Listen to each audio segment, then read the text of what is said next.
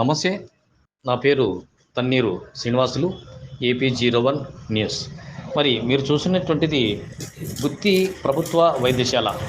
ఇందులో 12 మంది కాంట్రాక్టు కార్మికులు పనిచేస్తున్నారు.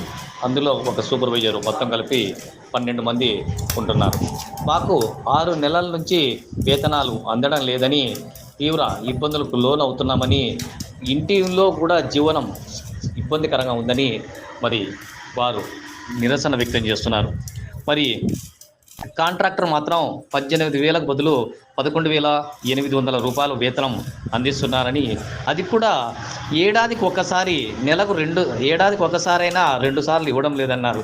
అంటే ఏడాదికి 2 సార్లు అంటే 6 నెలలకు ఒకసారైనా వేతనాలు ఇవ్వడం లేదని, 6 నెలల వేతనాల్లో 2 నెలలు ఇచ్చి 4 నెలల వేతనాలు పెండింగ్ పెడుతున్నారని, తిరిగి 8 నెలలు గడిస్తే 4 నెలల వేతనాలు ఇచ్చి 4 నెలలు పెండింగ్ పెడుతున్నారని, ప్రస్తుతం 6 నెలల వేతనాలు పెండింగ్లో ఉండగా తమ జీవితం అస్తవ్యస్తంగా మారిపోయిందని కార్మికులు ఆందోళన వ్యక్తం చేస్తున్నారు.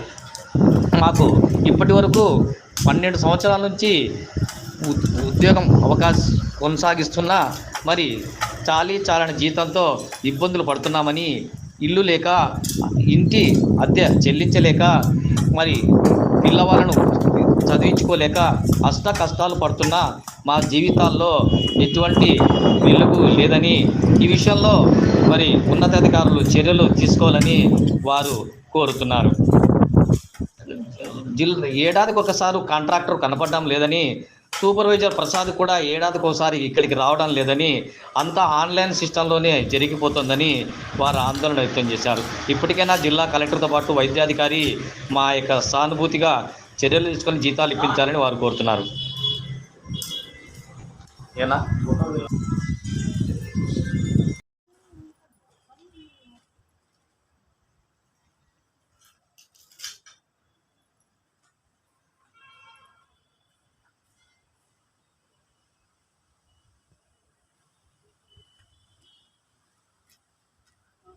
జీతము కావాలా.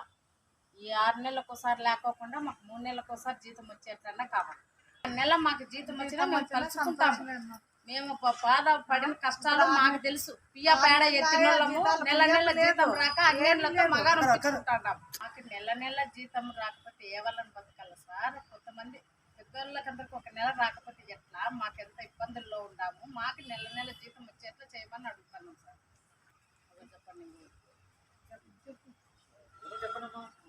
నేను చెప్పినా మీరు చదివాక మీరు చెప్పిన బాడీకి కట్టాలి, మాకు జీతాలు లేవు, ఏం లేవు. ఇట్లా జరిగేది కష్టం అయిపోయింది. ఇంట్లో ఎవరు పనులకు పోరు.